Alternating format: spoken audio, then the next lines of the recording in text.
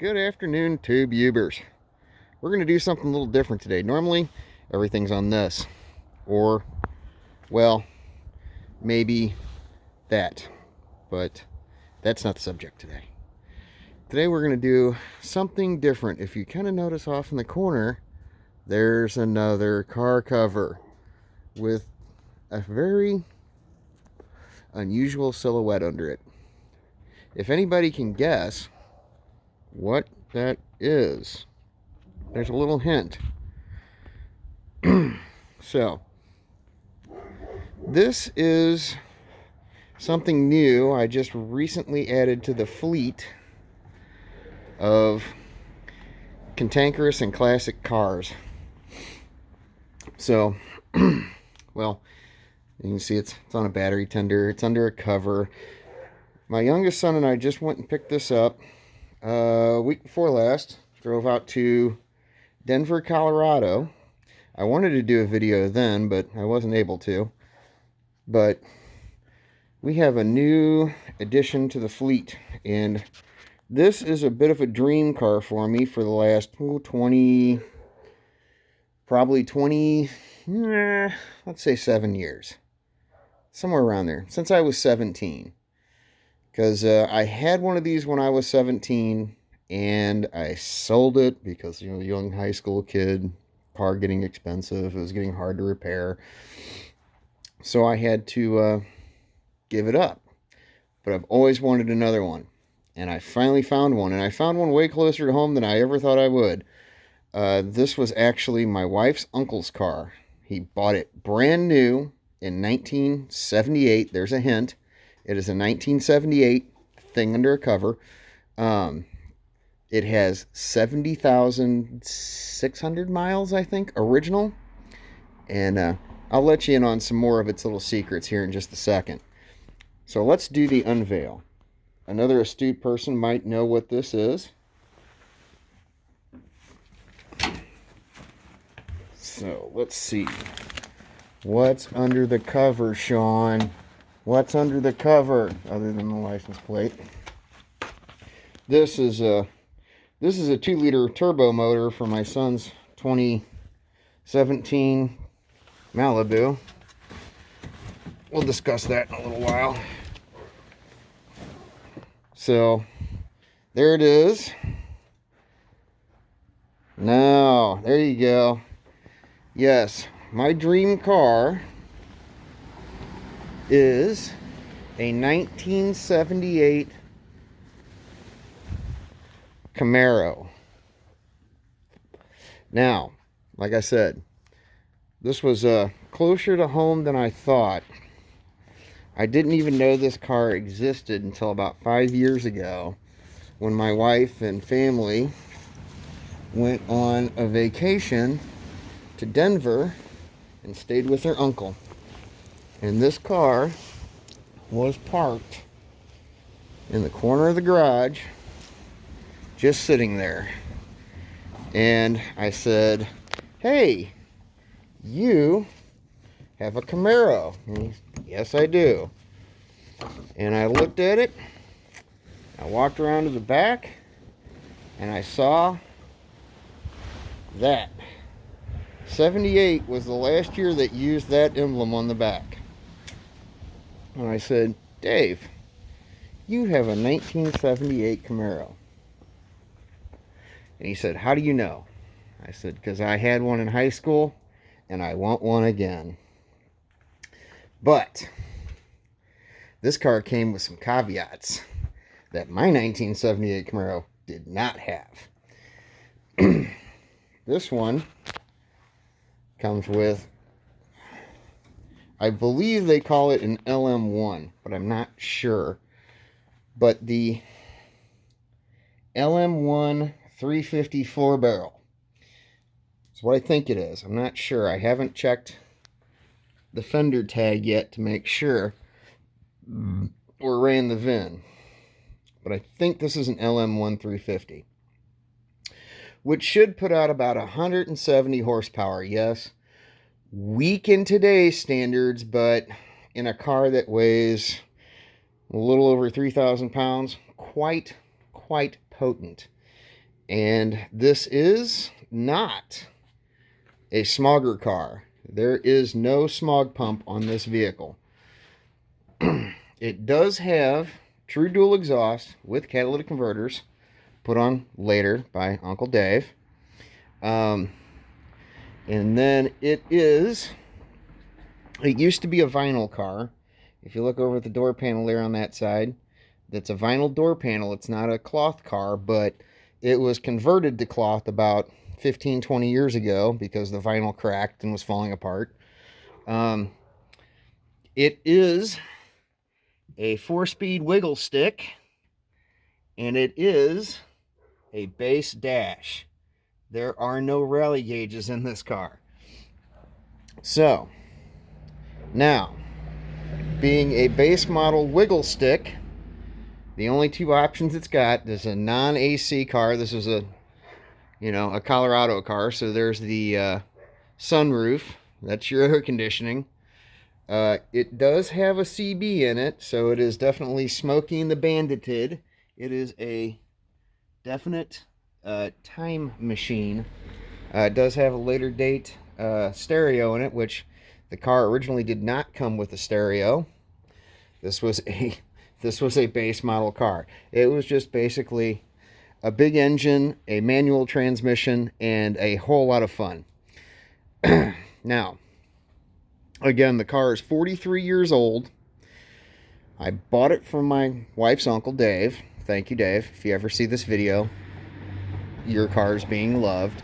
It has been repainted, as a matter of fact, by my wife's late cousin.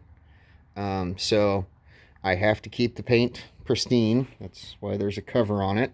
And plus that there's a cat that runs around here and likes to sit on it. So this car is now my baby, still known as Uncle Dave's car, but it's my baby now. It's got some quirks and features that I got to work out in it. I may do some videos on it. I've already had to do a little carburetor work on it because it, was loose. The top plate was loose. The choke was not even hooked up anymore. The air blade was just kind of wiggling around in outer space. Yeah, it's a project, but not a bad project. So got to finish squaring that away and get that straightened out because it's not quite perfect. We'll see if it'll actually want a cold start, because I doubt it will. It's very cantankerous at cold start. Doesn't like cold starts at all. It's not being cold, and being this car, it doesn't like it. But let's see what it does. One thing from being a teenager to a 47-year-old, I forgot how low these cars were. Okay, there's the choke. Need the other leg, because this does have many things I never thought that they had. Now, notice the car is in reverse. You have to have the car in reverse in order to get the key out of the ignition. There's an interlock inside this column that if you don't have the car in reverse, you can't start it. It has to be in reverse.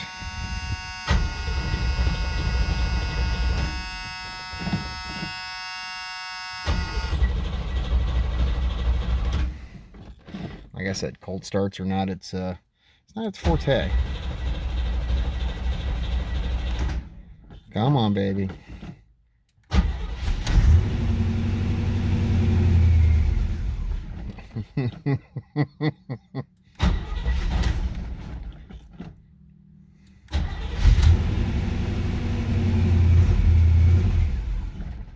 Come on, baby.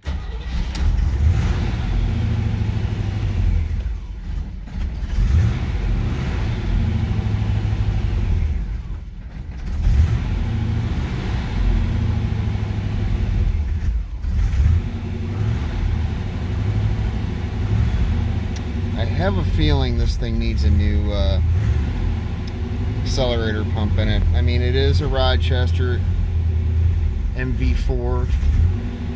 It is all original. I mean, you're not gonna find too many with, you know, that are original.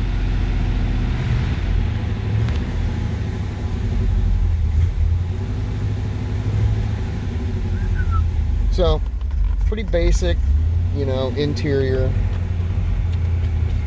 Neutral.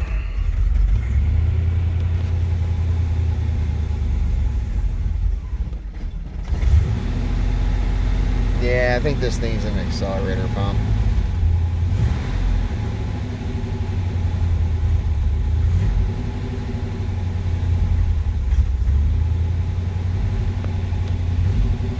Once it catches its feet, it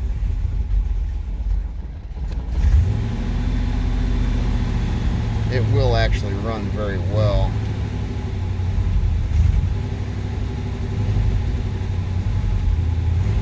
But one thing I do want to change is this dash. I want the Dakota analog dash because I want to have the tack and all the other gauges. See, on my last car there, which is a blank, and this one was a clock. This other blank over here, that was actually a defroster switch for a fan that goes in your back deck to defog your rear window. And then my car was an automatic, my other car was an automatic, and your actual prindle, where you saw what gear you're in, was up there. It wasn't down here on the console, it was actually up there. The column spun as you shifted gears, and that's what ran your selector, was your column turned, which is also your interlock, again, for your ignition switch.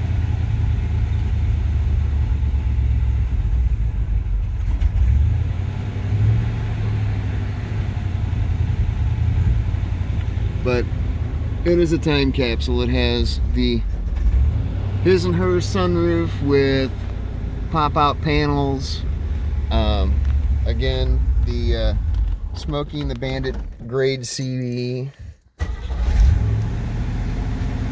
mean, this thing. Hey, we're gonna idle now? We're gonna do it? We're gonna do it? We're gonna do it? Nope. Almost.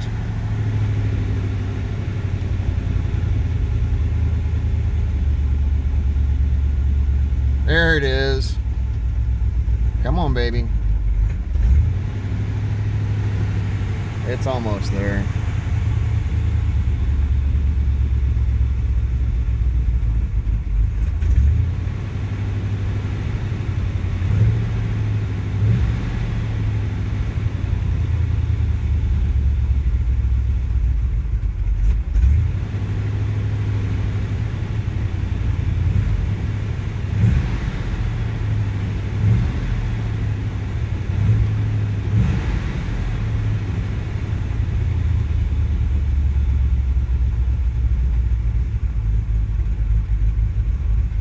There it is.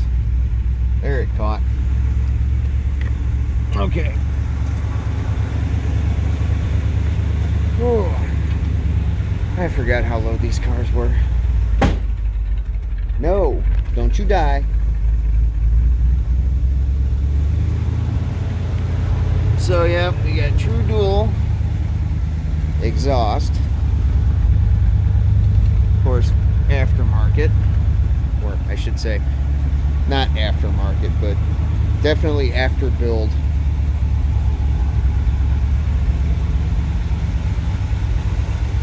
Some of the other things that I noticed, I drove it earlier this week, is the high beam indicator's out. My blower motor doesn't seem to want to work, and you know, just minor things. 43-year-old car things. But yeah, so I figured I'd introduce you to